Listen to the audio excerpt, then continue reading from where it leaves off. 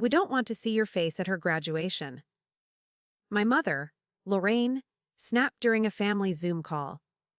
That sentence didn't just leave her mouth. It ripped open a quiet lifetime of conditioned servitude. Then you'll never see my money again, I replied in my mind, while already quietly planning to cancel the tuition plan and every credit card they used behind my back. That day, she walked the stage, but I walked away. For good. My name is Sydney. I was sitting at my sleek, glass, top desk in my Seattle apartment, 1,000 miles from the town I grew up in, watching my family's faces fill the grid of the screen. The clock on my laptop read exactly 6:30 p.m. The light outside was fading into a hazy indigo, but the air in my apartment felt charged, like the moments just before a storm breaks. My mother, Lorraine, was perfectly framed in her little square, chin lifted in that familiar, self-righteous angle. My younger sister, Riley, sat beside her, radiating a practiced smugness, arms crossed like she was daring me to challenge her existence. And my father, Victor, was just a blurred shape near the back of the sofa, looking everywhere but at the camera. He always chose silence over confrontation. Lorraine didn't lower her voice or mince her words. She just stared directly into the lens, locking eyes with me. We don't want to see your face at her graduation, she repeated, delivering the line with the cold, precise finality of a judge passing sentence. There was no pause for argument, no hesitation that might suggest guilt. It was a clear, definitive statement. Riley's smirk widened slightly, a subtle but devastating flicker of triumph that confirmed this was coordinated. Victor simply shifted his gaze to the floor. In that singular moment, the massive, invisible weight I had carried for them, the years of quiet sacrifice and financial drain, snapped inside me. It didn't happen with a roar of anger, but with a terrifying, absolute silence. Every year I'd spent trying to earn my place, every dollar I'd sent, every uncomfortable truth I'd swallowed, collapsed into an internal rubble. I didn't argue. I didn't beg for an explanation. I didn't even ask why. I knew the why'd I had become inconvenient. I simply reached for the one thing they never expected me, to reclaim my quiet control. For 30 years, I thought keeping the peace meant keeping quiet. I moved to Seattle right after college, chasing a career in finance tech, believing that independence was simply about living geographically far away. But even separated by 1,000 miles and a successful 6-figure salary, the family pattern never changed. Love in my family was measured entirely in obligations. The person who gave the most, that was me, was always expected to ask for the least. Lorraine was the sun of our universe, demanding orbit. Riley bloomed in that constant, unquestioning warmth, while I learned to exist in the cold shadow of high expectations. The pattern started subtly, soon after I landed my first big job. Lorraine called, sounding proud but also conveniently tired. She said Riley's tuition bill was due, and could I just help with this one semester? I said yes instantly, before I calculated the impact on my own savings. Of course, just this once. Quickly morphed into every semester, every book fee, every off-campus expense Riley needed to thrive. Riley never offered thanks. Lorraine eventually stopped pretending it was a temporary arrangement. And Victor, true to form, kept the peace by remaining perfectly, culpably silent. Every time I hesitated, every time I paused before wiring the money, my mother would lace her voice with deep, practiced disappointment. It was the kind of tone that made me feel profoundly ungrateful for even daring to question my inherent duty. I remember once, I bought Riley a brand new, expensive laptop for Christmas. She unwrapped it, glanced at the screen for maybe 3 seconds, and announced, "Oh, I thought it was the higher model." Lorraine just laughed softly and said, "Maybe next year, sweetie." The burn in my chest was immediate, but I swallowed it down, telling myself the cost didn't matter, only their happiness did. But it did matter. Every slight, every entitlement, every transaction where my financial contribution was met with emotional dismissal mattered. It all added up to the simple fact that I was valuable only as a utility. And on that Zoom call, when Lorraine tried to dismiss me from their celebration, as easily as she dismissed my credit card bills, I finally decided I was finished being useful. I would let them have their graduation, but I would take back my life. The cold clarity of the Zoom call lingered in the air long after I disconnected. But the real rot of the foundation was revealed not in words, but in numbers. I had been paying for Riley's education for 7 years. I could recite the amount of her semester tuition by heart. A little over $15,000 every 6 months, not counting books and living expenses. That cost was never truly financial. It was the cost of trying to belong. I carried the memory of the Christmas laptop incident like a small, dull stone in my gut. Riley's quick glance and dismissive comment, "I thought it was the higher model," coupled with Lorraine's gentle, enabling laugh, solidified my role. I was an ATM, not a sister or a daughter. That burn in my chest finally cauterized months later, not through confrontation, but through negligence.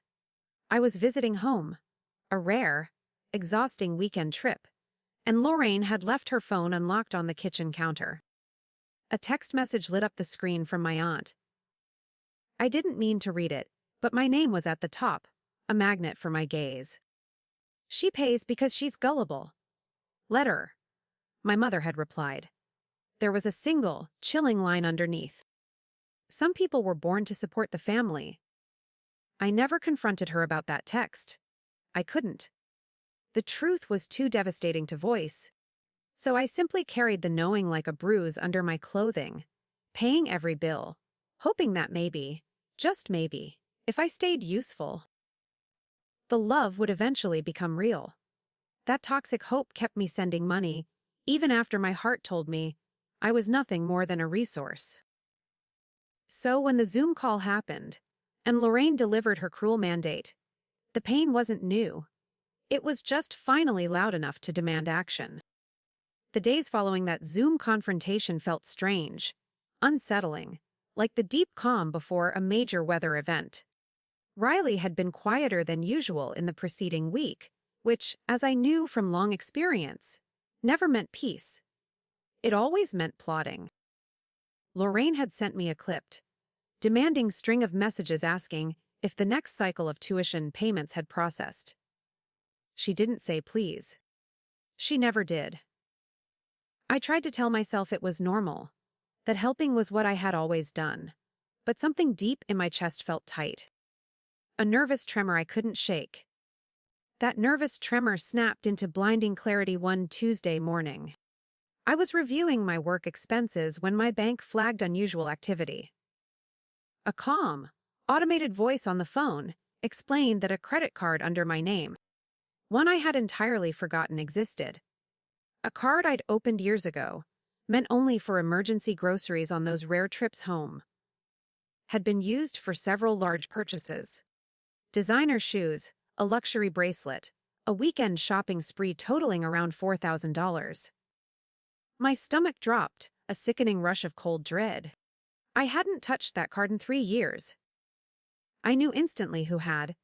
When I called Lorraine, she laughed, a breezy, dismissive sound that was utterly void of concern. "You're being dramatic, Sydney. Riley needed a few things for graduation. Don't ruin the moment." Ruin the moment. As if I was the one taking something from them. The gaslighting was so reflexive, so ingrained. It was its own form of cruelty. Still shaking with a mixture of disbelief and growing rage, I went deeper into my financial accounts later that night. The bank's red flags had only scratched the surface. 2 more cards, both under my name, had been quietly maxed out. Payments I'd never approved. Subscriptions I'd never used. Each fraudulent charge led back to my family's address or one of Riley's known accounts. My breathing became shallow and rapid. This wasn't carelessness. This wasn't a misunderstanding. This was calculated expectation. This was entitlement hardened into a habit of systematic theft. The stakes had officially been raised from emotional rejection to genuine financial and legal fraud. The final, poisonous drop came hours later. A screenshot. Accidentally forwarded to me from Riley's group chat. She must have meant to send it to someone else entirely. My name was at the top of the message thread. Underneath, her words were a surgical incision straight to my core. Don't worry about money. Sydney exists for that. She's basically our cash cow. I stared at that line for a very long time, feeling something inside me go utterly still and cold. The discovery of that text message, that ultimate betrayal, finally solidified the abuse. I was not a daughter. I was not a sister. I was not even a person. I was a resource. I was a cash cow. The sheer, naked malice in the phrase was the only external validation I needed to finally stop questioning myself. I was not ungrateful. I was exploited. And it was time to speak to Chloe. The financial wreckage was a wound, an insult that needed to be addressed with police reports and bank fraud investigation forms, but the final, poisonous drop that demanded an immediate, personal response came in the form of a single, carelessly forwarded message. She's basically our cash cow. The phrase had been weaponized before, implied in every manipulative phone call and every ungrateful sigh, but seeing it written out, casual and amused, was the moment my self-doubt died. I needed to talk to Chloe. Chloe Desai was my best friend and closest colleague, a venture capitalist who saw the world in clean, quantifiable risk assessments and returns on investment. She was the opposite of my family's emotional chaos, direct, pragmatic, and entirely honest. I called her late that night. My voice was low, devoid of inflection, a dangerous calm she immediately recognized. I laid out the facts, one after the other, like items on a balance sheet: the 7 years of tuition, the 3 maxed-out credit cards, the $4,000 in unauthorized luxury purchases, and finally, the screenshot. Chloe listened in silence, not interrupting, allowing the gravity of the calculated exploitation to fill the quiet space between Seattle and her apartment downtown. When I finished, I waited for the pity, the anger, the expected outrage. Instead, Chloe's voice was steady and cool. Sydney, I'm going to be completely frank with you. You're not a provider. You're not a good daughter. You're a victim of systematic exploitation. The words were a bucket of ice water. Victim. I hated the word, but it was accurate. They are criminals. Chloe continued. And you need to stop finding reasons to stay useful to people who openly resent your existence while draining your bank account. You have been paying a steep, non-refundable emotional fee for a family membership that expired a decade ago. Her objective clarity was brutal, but it was exactly what I needed. Chloe validated the feeling that had been building since the disinvitation. The permission to stop. The internal conflict that had plagued me for years. If I stop paying, does that mean I'm selfish? Was finally resolved. The problem wasn't my selfishness, it was their entitlement. I'm going to call the bank tomorrow, I told her. I'm filing reports. Good, Chloe said simply. But first, do one thing for yourself. Cut the feed. Cut the feed. It was a simple phrase, but it meant severing the last, most significant financial umbilical cord tying me to their demands: Riley's upcoming tuition payment. When I hung up, the feeling of cold resolve returned, hardening into an action plan. I walked back to my desk. The screen's glow washed across my face as I navigated to the university's tuition portal. Riley's account was there, bright and expectant. One more semester pending. One more payment scheduled under my name, due in 3 days. My fingers hovered over the keyboard for a long moment. They were not trembling from fear, but from a profound awareness. Awareness that this single moment was the fulcrum. The point where everything about my life, past, present, and future, would permanently shift. This was the one thing they never expected me to take back. This was the ultimate rejection of the cash cow role. I didn't have to engage in a screaming match or send a nasty email. I just had to stop. I found the recurring payment plan setup. I clicked the button labeled Cancel Automatic Payment. A single pop-up appeared. Are you sure you want to cancel this scheduled payment? I typed, yes. A single button, a quiet click. Years of obligation dissolved in an instant, replaced by an unfamiliar, exhilarating sense of internal freedom. That was the easy part. Now, the real work of self-preservation had to begin. After ending the Zoom call, the silence in my Seattle apartment was not emptied. It was heavy with the weight of years finally being lifted. I didn't rush to fix anything or replay their words, searching for a way to smooth over the situation. I just sat there, allowing the cold, clarifying calm to settle over me. For the first time in my adult life, I wasn't fighting for their love. I was fighting for my own survival. I opened my laptop again, and the screen's light illuminated my face. I had already executed the major strike, canceling Riley's tuition payment. But the systematic cleanup had just begun. I wasn't operating from a place of rage anymore, but from methodical necessity. I approached my finances like a highly complicated technology problem that needed a permanent firewall solution. First, I pulled up my bank dashboard. There were the 3 separate cards tied to my identity, all with unauthorized activity. The grocery-only card, now sporting a balance of almost $5,000 in high-end retail purchases. The travel card, maxed out with fraudulent subscriptions and fees. And the general spending card, with nearly $7,000 in undocumented charges. Every transaction was linked to my family's address, or to an email account I recognized as Riley's. I froze each account one by one. The system chimed confirmation notes back at me, little, quiet acknowledgments of autonomy. It felt profoundly empowering. Years of feeling financially invisible and taken for granted were being undone with quiet, administrative clicks. Then came the password updates. They had known the passwords for years, using my accounts as extensions of their own.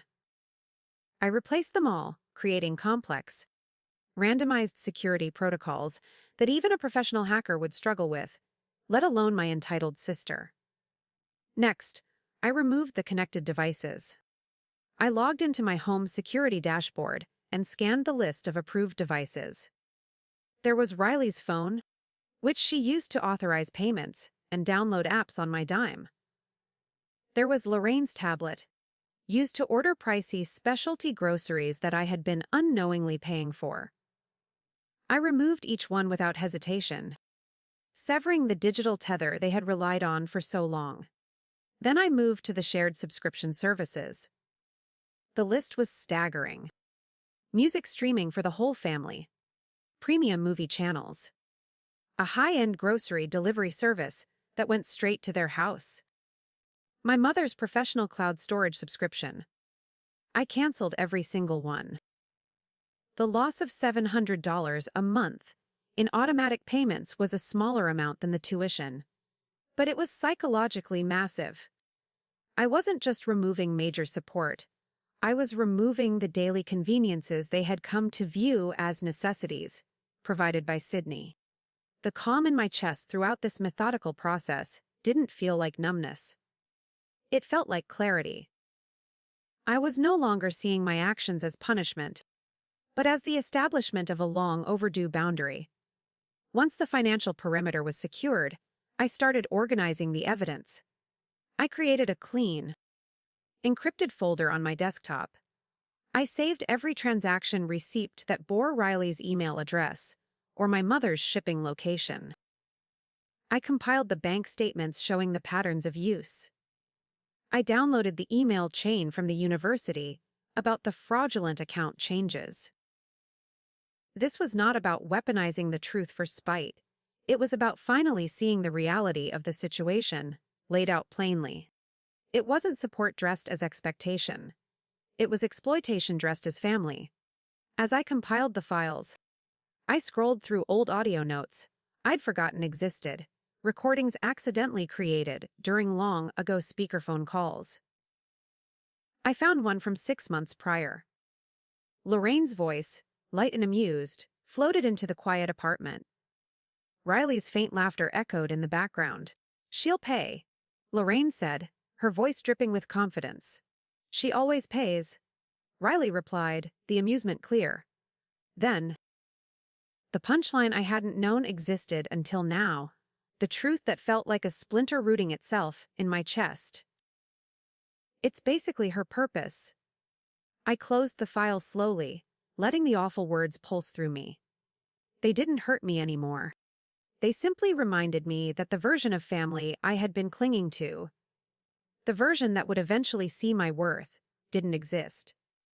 My purpose, in their minds, was transactional. My phone buzzed on the table. The text had begun. "Miss Raleigh, did the payment go through? I can't see it. Lorraine. Don't be childish. Fix this. Victor, just breathe. Don't make things worse." Worse. As if the worst thing I had done was finally say no. I didn't respond to any of them. I didn't owe them a response. I logged out of the last of the shared accounts and stood up. The sky outside had deepened into a soft navy blue. I stood barefoot on the cold hardwood floor, breathing air that somehow tasted cleaner, lighter. They thought cutting me out of a celebration would keep me small and compliant. Instead, it had made room for me to finally step out of their shadow. I had finished being their cash cow, and the silence that followed felt like the sound of my own independence starting to sing. 3 days later, the family demanded the next confrontation. The shift from panicked pleading to aggressive demand was predictable.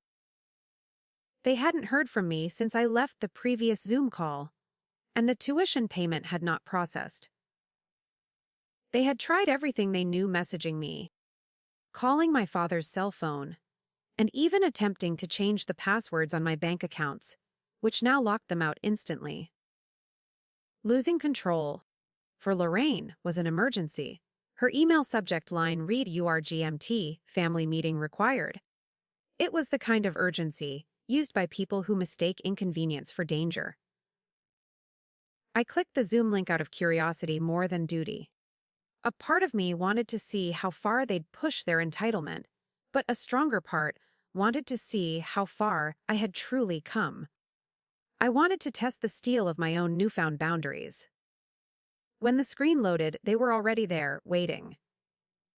Lorraine sat in the center, rigid and perfectly framed, wearing a crisp white blouse that somehow made her look more like a corporate tyrant than a concerned mother. Her chin was lifted, as if she were presiding over a board meeting that had dared to go off script. Riley lounged beside her, flawless makeup masking the tightness around her eyes. She wore irritation instead of gratitude like a luxury accessory. Victor hovered near the back of the living room, hands shoved deep into his pockets, appearing smaller and more indistinct than I remembered. Lorraine snapped immediately, as if I were 30 minutes late for a mandatory meeting. "One need to address your behavior, Sydney." "My behavior? Of course. It could never be their behavior." I said nothing. Silence was a new language for me, one they clearly didn't understand yet. It was powerful, a refusal to engage in the reactive chaos that was their natural habitat.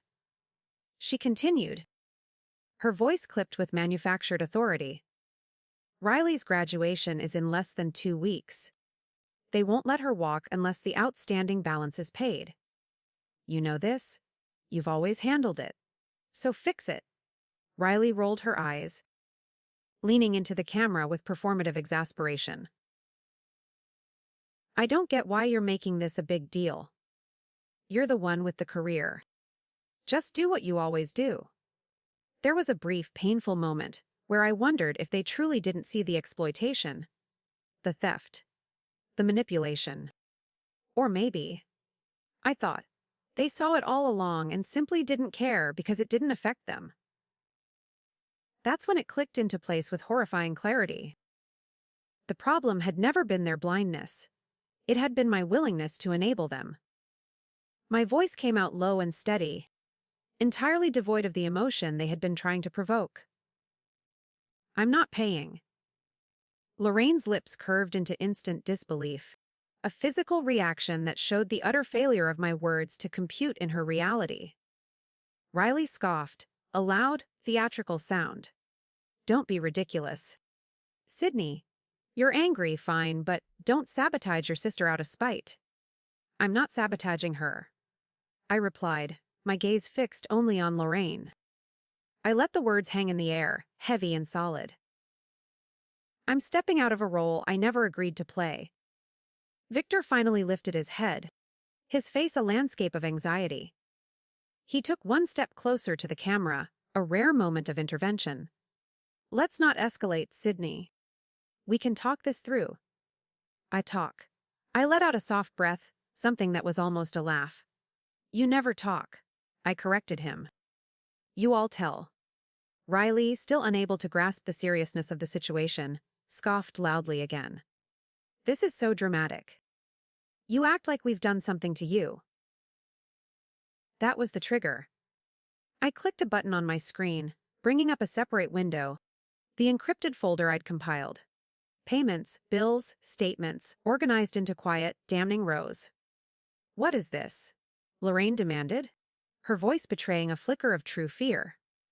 The truth, I said simply. I shared my screen. The numbers spoke first, the unauthorized purchases. The recurring charges I'd never seen before. The 3 maxed-out credit cards.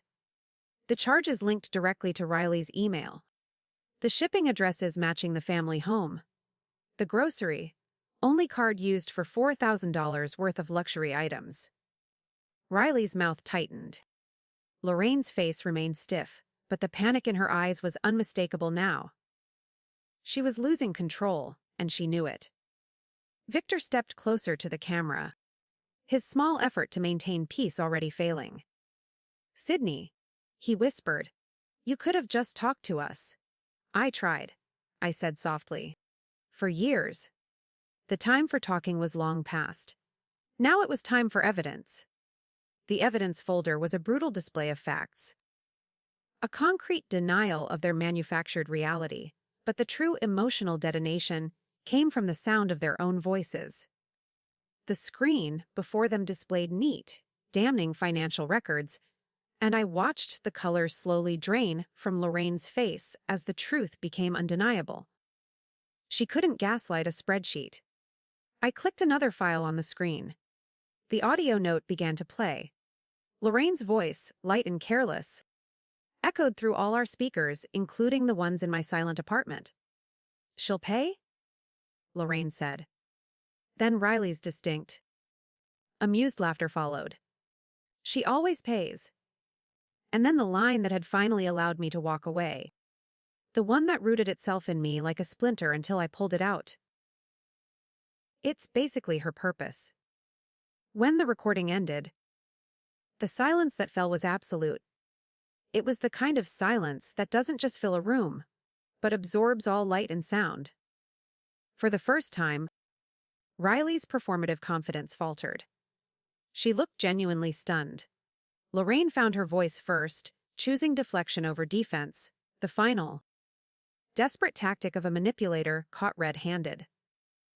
I can't believe you recorded us. She hissed, her voice trembling not with remorse, but with fury at having her private cruelty exposed. I didn't record you. I corrected, maintaining my low, steady voice.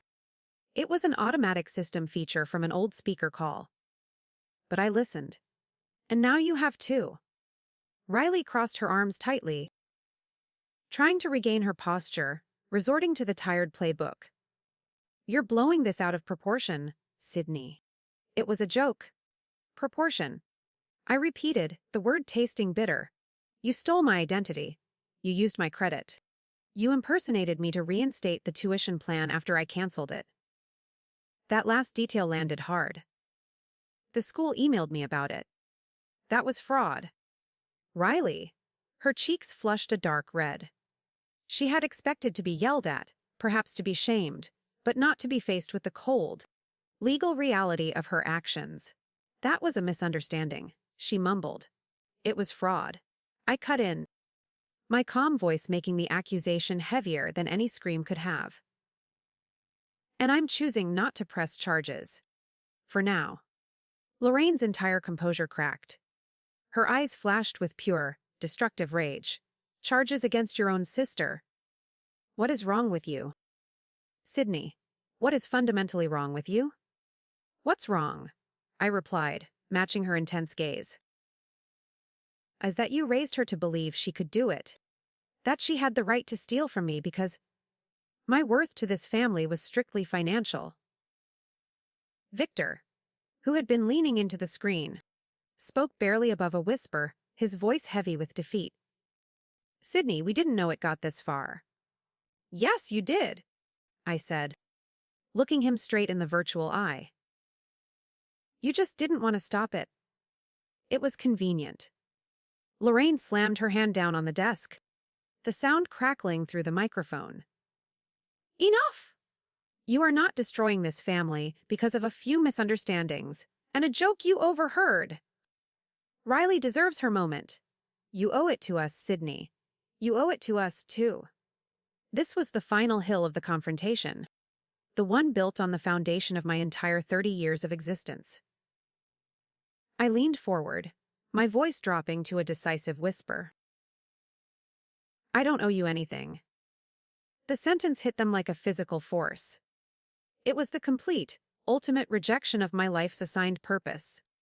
Riley blinked rapidly, her eyes wide with shock. She finally registered the severity of the loss. So, you're just gonna let me look stupid on graduation day? You're an adult, I said. Your education is your responsibility. Lorraine shook her head furiously, her perfect composure shattered. You've changed. This isn't you. No. I corrected her, a triumphant sense of liberation washing over me. This is me without your script. The call fell into a dead silence, the kind that reveals everything words have tried to hide. It was the moment of ultimate empowerment, and I stood firm in it. I was no longer afraid of their anger, because I was no longer afraid of losing them. My lifelong burden was gone. The final words of the argument had been spoken, but the ultimate act of self-definition was yet to come.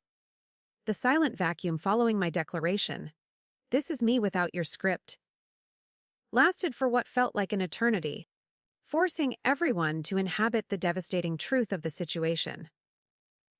Lorraine, always quick to grab the last weapon, attempted the ultimate guilt tactic. The one she had honed since my childhood. She spoke slowly, her voice laced with manufactured tragedy, aiming for the core of my conditioned panic. If you walk away now, Sydney, don't expect this family to welcome you back. You will be entirely alone. I felt the old, familiar fear rise in my chest. The cold, conditioned panic of losing them, of facing the world without that safety net, no matter how frayed and poisonous it was. For a split second, I saw myself apologizing, reversing the charges, rushing to fix everything just to pull them back into my orbit. It was a muscle memory response, a lifetime of training attempting to assert itself. Then it faded. The fear retreated, replaced by something infinitely stronger and clearer. The self-respect I had fought so hard to cultivate in the past 3 days. Chloe's voice echoed in my head. You are not a provider, you are a victim of exploitation. I finally understood that losing them was not a punishment. It was a consequence of their actions that I was now bravely embracing. I'm not walking away from family, I said, my voice steady, my gaze unwavering. I'm walking away from people who never acted like mine. That sentence delivered the final, irreversible severance. Riley stood up abruptly, knocking a decorative pillow onto the floor. Her composure was completely lost, replaced by raw, exposed childish anger. You're selfish? Ungrateful, she shrieked, the smugness entirely gone. You've always been jealous of me, jealous. That was their only framework for understanding my actions. They could not conceive of a universe where I acted out of self-respect rather than petty envy.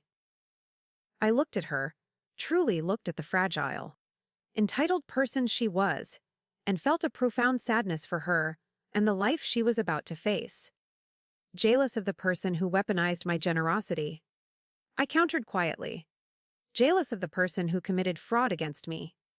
Riley, there is nothing in your situation to envy. I leaned back slightly, taking a deep breath, ready for the end. I hope someday, I said, speaking not to wound her, but to offer a final, small truth. You understand the difference between support and exploitation. Lorraine was glaring at me with an intensity that felt like a physical attempt to force my compliance through sheer hatred. Her face was a mask of fury. You'll regret this, Sydney. You will regret being alone. Maybe once, I would have. I replied, the emotion completely flat. But not now. I already did my regretting. I regretted every year I stayed silent. And I regretted every dollar I sent after I knew the truth. I'm done. I moved my cursor over the leave meeting button. I lingered there for a moment, not out of hesitation, but to ensure they saw the full, irreversible tableau of my resolve. Their faces blurred into a single, desperate mosaic of anger, confusion, and a deep-seated fear, the fear that sets in when control has utterly vanished. I didn't shrink under their gaze. I owned my space. This was not a power play, this was a permanent exit. I wish you well, I said, a final soft, honest benediction. But I'm finished being the one who pays for your peace. Then I clicked the button. The screen went dark. The call ended. The abrupt silence that followed was immense, heavy, and profound. I stood in the middle of my apartment, feeling the residual energy of the confrontation vibrate around me, but the silence wasn't a void. It was a birth. A new beginning. Where the air I breathed finally belonged only to me. I had walked away completely, and the silence felt like the sound of my life finally starting. The immediate, sharp silence of the weeks that followed settled into a profound, almost unfamiliar quiet. I felt like a deep sea diver who had finally surfaced after years beneath crushing pressure.